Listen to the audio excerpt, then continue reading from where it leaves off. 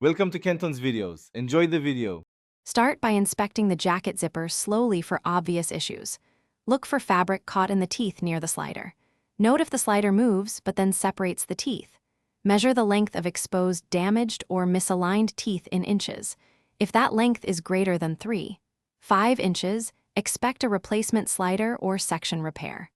Also check for missing or loose top and bottom stops before attempting fixes. Begin by gently freeing any fabric trapped in the teeth with a small needle. Use steady hands and work slowly to avoid tearing the fabric. Once free, slowly move the slider to test alignment of the teeth. If teeth are misaligned, use flat pliers to gently press teeth back into alignment. Realign gradually from the bottom toward the top when misalignment spans about 5 inches or less. Test the slider often as you adjust the teeth. If realignment fails, replace the slider with a matching new slider sized for the zipper teeth. Remove the top stop carefully with pliers and slide off the old slider.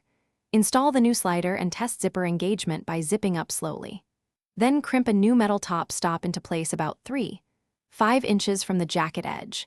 If you prefer fabric repair, sew a sturdy fabric stop using strong nylon thread and 6 to 8 tight stitches. Test the zipper thoroughly before regular use.